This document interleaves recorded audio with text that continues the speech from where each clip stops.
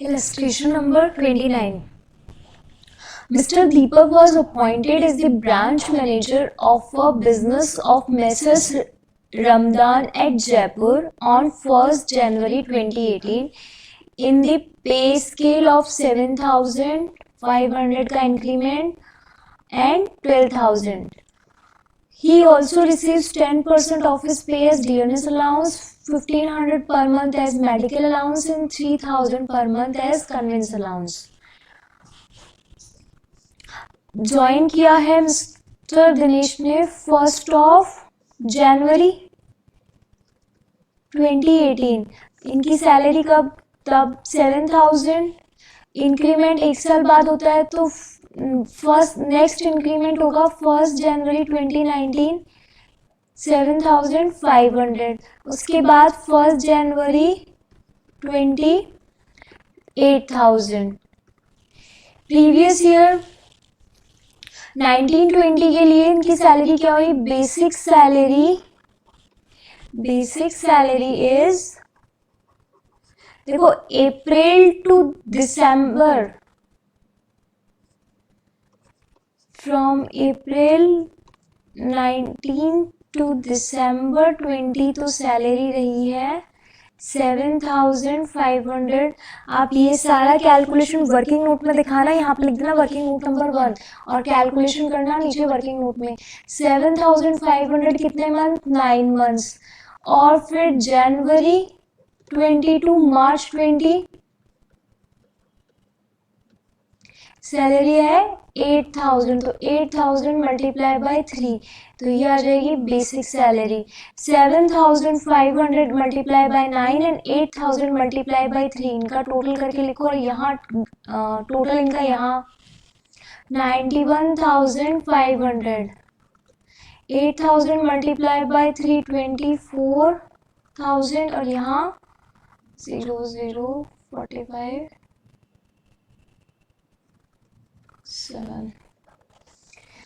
Basic salary के बाद question में कहा है डियरनेस अलाउंस है. Dearness allowance is 10% of his पे. तो पे कितनी आई है? पे आई 91,500. तो डी कितना होगा? 91,500 का 10%. तो डियरनेस अलाउंस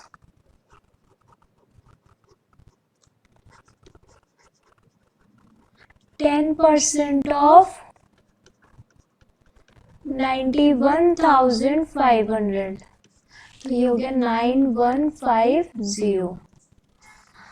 डियरनेस अलाउंस के बाद क्वेश्चन में गिवन है मेडिकल अलाउंस. तो medical allowance is fully taxable.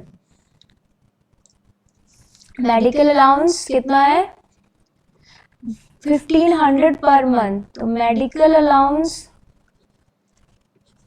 1,500 per month है तो मल्टीप्लाई बाय 12. 1,500 multiply by 12 18,000. इसके बाद है कन्वेंस अलाउंस. तो कन्वेंस अलाउंस का रूल क्या होता है?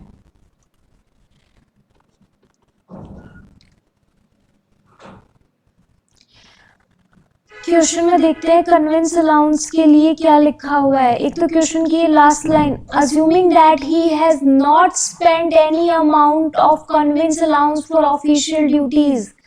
कन्वेंस अलाउंस सबसे पहले अलाउंस की कौन सी कैटेगरी में आता है? तो कन्वेंस अलाउंस आता है वैसे फुली एग्जाम्ड कैटेगरी में. लेकिन फुली एग्जाम्ड कन्वेंस अलाउंस कब होता है? तो इस कैटेगरी में रूल क्या है? अमाउंट रिसीव्ड, जितना अमाउंट रिसीव हुआ, और amount spend for specific purpose. अगर जितना पैसा आपको रिसीव हुआ है आपने पूरा का पूरा पैसा खर्च कर दिया उस पर्पस के लिए तो फुली एग्जेम्प्ट है. लेकिन अगर खर्च ही नहीं किया तो फुली टैक्सेबल. तो जो इनमें से कम होता है विच एवर इज लेस वो एग्जेम्प्ट हो जाता है. यहाँ पे खर्चा ही नहीं है, इसका मतलब अमाउंट स्पेंड तो जीरो है, इसका मतलब फुली टैक्सेबल हो जाएगा ये कन्वेंस अलाउंस. इसके अलावा कन्वेंस अलाउंस के कितने महीने का कन्वेंस अलाउंस मिला तो उसके लिए हमें क्वेश्चन की एक और पॉइंट को पढ़ना पड़ेगा. तो क्वेश्चन का पॉइंट ये देखो, ये पढ़ो। On 1 October 2019 his conveyance allowance was stopped.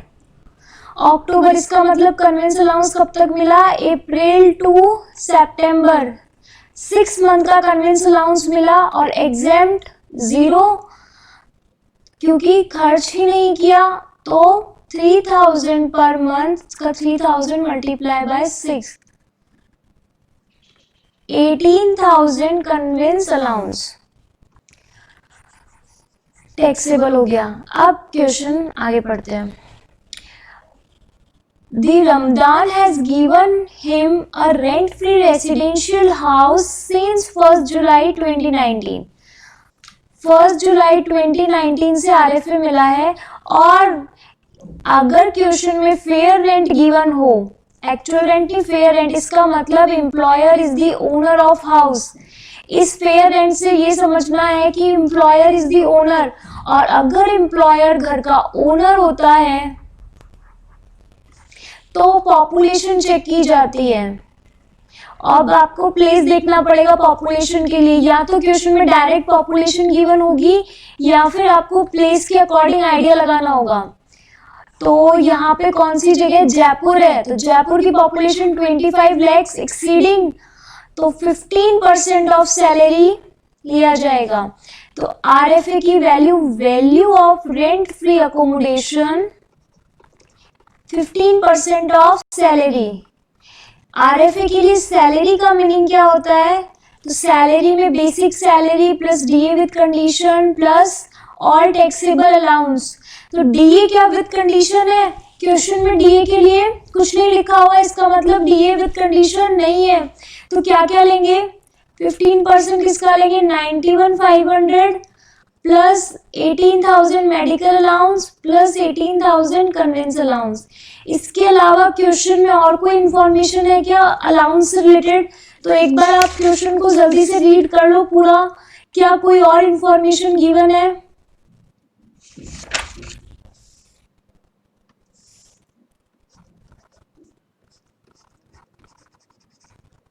Information तो कोई और गिवन नहीं है, लेकिन एक पॉइंट है, RFA उसी पीरियड का लिखना है जिसमें घर मिला है। तो घर मिला कब है? तो घर मिला है 1 जुलाई को। इसका मतलब हमको RFA के लिए सैलरी का जो मीनिंग लेना है 1 जुलाई 2019 टू 31 मार्च लेना है। तो सैलरी देखते हैं, जुलाई से दिसंबर तक की तो 7,500 है। तो जुलाई से दिसंबर 7,500 मल्टीप्लाई बाय 6 प्लस 3 मंथ की 8,000, तो 8,000 मल्टीप्लाई बाय 3। तो ये सैलरी का टोटल कितना आया? 7,000 को 500 को मल्टीप्लाई करो 6 से 45,000 और 8,000 को मल्टीप्लाई करो 3 से तो 24,000। 45,000 प्लस 24,000 69,000 सैलरी आ गया। इसके बाद मेडिकल अलाउंस भी 9 मंथ्स का लेंगे, तो 9 मंथ्स का मेडिकल अलाउंस कितना होगा? मेडिकल अलाउंस के लिए ये तो हो गया सैलरी। अब मेडिकल अलाउंस 9 मंथ का मेडिकल अलाउंस लेना है, तो 9 मंथ का मेडिकल अलाउंस कितना?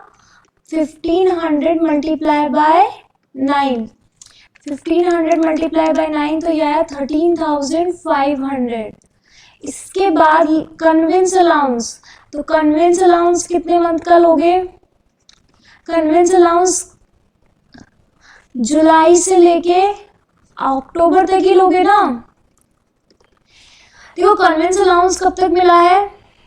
अक्टूबर नहीं सितंबर, जुलाई टू सितंबर। कन्वेंस अलाउंस मिला है सितंबर तक, तो जुलाई अगस्त सितंबर 3 मंथ का कन्वेंस अलाउंस 3,000 इंटू 3 तो ये आया 9,000।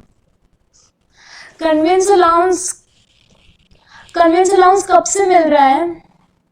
देखो कन्वेंस अलाउंस मिल रहा है 3,000 पर मंथ 1 अप्रैल से मिल रहा है और 30 सितंबर तक मिला। लेकिन RFA रेंट फ्री अकोमोडेशन के लिए हम सैलरी का मीनिंग ले रहे हैं, तो RFA तो हमको कब से मिल रहा है, मतलब ये घर कब मिला, 1 जुलाई से मिला, तो सैलरी का मीनिंग भी हम 1 जुलाई से ही लेंगे ना। तो कन्वेंस अलाउंस मिला है 1 जुलाई से RFA के मीनिंग के लिए सितंबर तक ही, तो जुलाई अगस्त एंड सितंबर 3 मंथ का कन्वेंस अलाउंस। अब सैलरी कितनी आई, 69,000 प्लस 13,500 प्लस 9,000, 91,500 सैलरी आई। इसका कितना परसेंट लिया जाएगा, 15% ऑफ 91,500। इस कैलकुलेशन में किसी को डाउट है?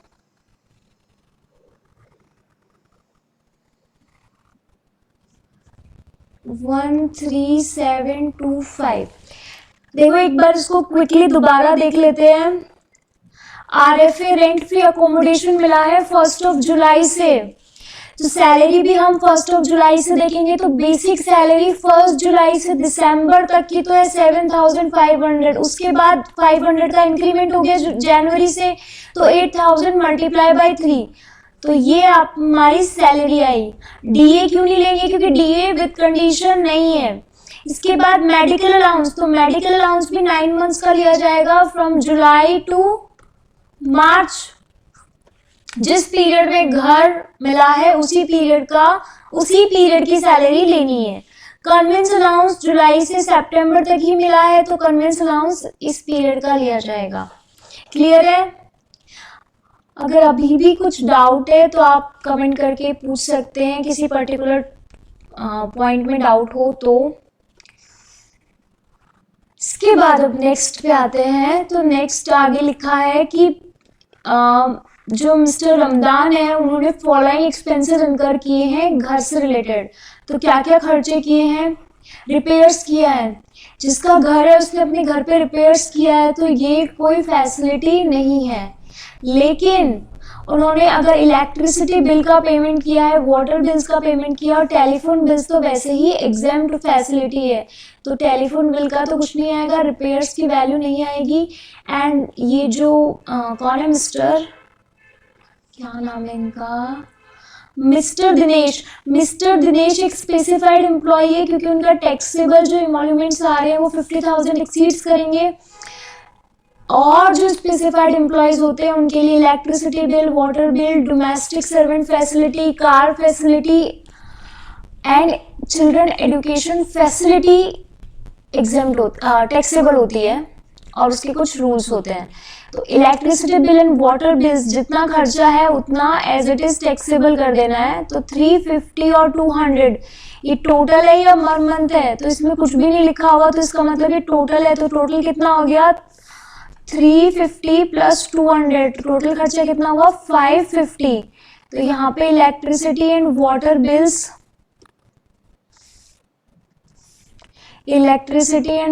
बिल्स,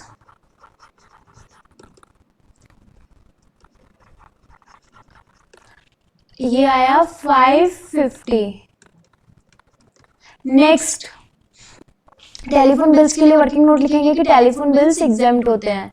उसके बाद 1 अक्टूबर को कन्वेंस अलाउंस स्टॉप करके मोटर कार फैसिलिटी दी। तो मोटर कार फैसिलिटी दी तो मोटर कार की क्यूबिक कैपेसिटी दी है, और मोटर कार यूज करी जा रही है ऑफिशियल एंड पर्सनल पर्पस के लिए। तो and all the expenses of running and maintenance of car including salary of driver are paid by Ramdan. Car facility, देखो कार फैसिलिटी स्पेसिफाइड एम्प्लॉयज के लिए टैक्सेबल होती है। अब इसके अंदर अगर ऑफिशियल एंड पर्सनल पर्पस हो तो लिमिट्स लर्न करनी है। ऑफिशियल एंड पर्सनल पर्पस हो तो लिमिट क्या, पहले कार की क्यूबिक कैपेसिटी देखनी है, up to 1.6 CC and above 1.6 CC. उसमें भी 2 पॉइंट थे, अगर सारे खर्चे एम्प्लॉयर पे करे, ऑल एक्सपेंसेस एम्प्लॉयर, तो रेट है 1800 और 2400 पर मंथ। और अगर एम्प्लॉय अपने पर्सनल खर्चे खुद पे करता है तो लिमिट है 600 एंड 900। इसके साथ साथ अगर ड्राइवर मिले तो सब लिमिट में 900 ऐड कर देते हैं।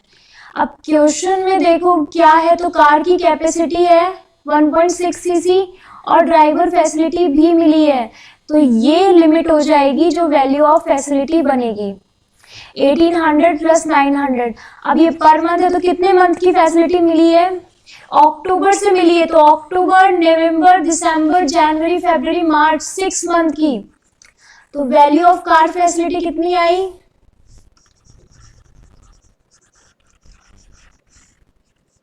Value of car facility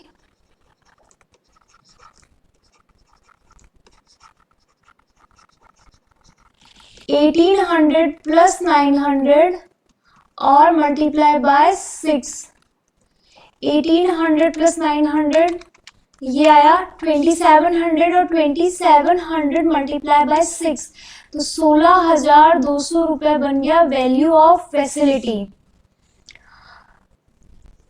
next, Ramzan gifted him an item of 7,000 on 1st November 2019 and sold it products of 10,000 and 6,000 only. Gift दिया है काइंड में, तो देखो इसके दो रूल हैं, आपको वर्किंग नोट में लिखना होगा। अगर गिफ्ट जैसे गिफ्ट काइंड में मिला है तो अप टू 5,000 एग्जेम्प्ट किया जाता है। तो कुछ ऑथर्स तो इसमें ये मानते हैं कि अगर 5,000 से एक्सीड हो गया तो फुली टैक्सेबल कर देना है, और कुछ ऑथर ये मानते हैं कि जितना, जैसे 7,000 है ना इस इलस्ट्रेशन में, तो 7,000 माइनस 5,000 तो 2,000 टैक्सेबल करना है। तो यहाँ पे इस इलस्ट्रेशन में जो ऑथर ने माना है अजम्पशन वो है 2,000 टैक्सेबल करना। तो आप वर्किंग नोट में ये मेंशन कर देना कि जो एक्सीड अप टू 5,000 एग्जेम्प्ट किया है, अबाउट जो है एक्सीडिंग जो 5,000 है, 5,000 से ऊपर जो भी अमाउंट है वो टैक्सेबल की गई। तो यहाँ पे value of gift, value of gift अगर ये कैश में होता तो फुली टैक्सेबल हो जाता डायरेक्टली। 7,000 माइनस 5,000 तो ये 2,000 value of gift. Next point है, देखो ये जो ये लाइन ना, sold it product of 10,000 and 6,000, तो ये कोई सैलरी से रिलेटेड पॉइंट नहीं है, तो ये यहाँ पे सैलरी की कैलकुलेशन में नहीं आएगा। लास्ट नहीं, सेकेंड ये last para, he as well as the company contribute 14.5% of his pay to RPF, recognise provident fund में कॉन्ट्रीब्यूशन किया गया है। RPF का रूल क्या है, RPF में 12% तक एग्जेम्प्ट होता है और एक्सीडिंग 12% टैक्सेबल हो जाता है, और यहाँ पे तो 14.5% है, 14.5% ऑफ बेसिक पे। क्वेश्चन में देखो सिर्फ बेसिक पे दिया हुआ है, dearness allowance and commission on sales नहीं है। इसका मतलब हम डायरेक्ट कैलकुलेशन करते हैं। देखो 14.5% ऑफ सैलरी कितनी है क्वेश्चन में, 91,500 सैलरी है। इसका मतलब RPF में कंट्रीब्यूशन हुआ 91,500 का 14.5%, कितना कंट्रीब्यूशन हुआ, 13267.5। लेकिन एग्जेम्प्ट कितना हो सकता है, एग्जेम्प्ट सिर्फ अप टू 12% हो सकता है, तो 12% ऑफ 91,500 का 12% अमाउंट आया 10,980, तो जो डिफरेंस है वो टैक्सेबल हो जाएगा। 13267 में से लेस कर देते हैं, 228,7.5।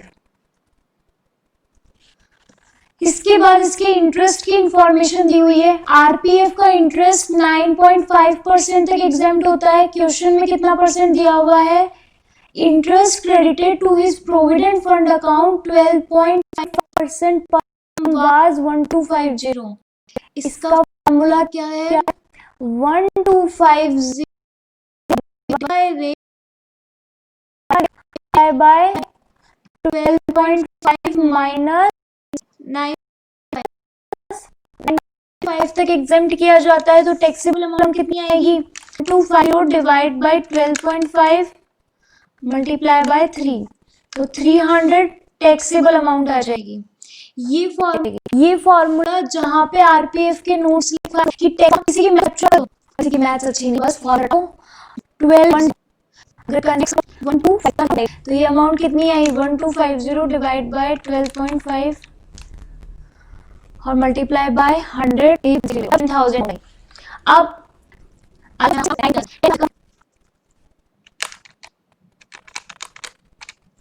Sorry 950 amount, taxable amount is 300। अगर कंसेप्चुअल करना है तो ऐसे कर सकते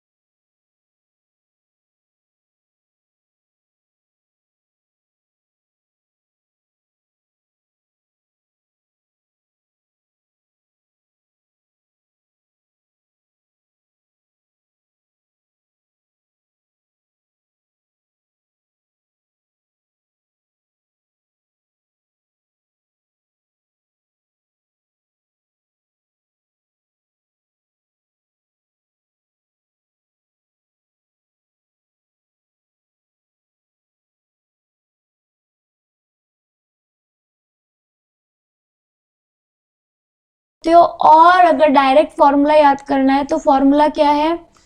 amount of interest divide by rate और मल्टीप्लाई कर देना है जितनी रेट क्वेश्चन में गिवन है माइनस 9.5, तो इससे डायरेक्ट आपका ये 300 टैक्सेबल अमाउंट ऑफ इंटरेस्ट आ जाएगा। तो यहाँ पे लिखते हैं taxable amount of interest on RPF. इसको भी आप वर्किंग नोट में अच्छे से कैलकुलेट करके शो करोगे 300। अब यहाँ ग्रॉस सैलरी आएगी, देन ग्रॉस सैलरी में से स्टैंडर्ड डिडक्शन देनी है, तो ग्रॉस सैलरी कितनी है इनका टोटल कर दो।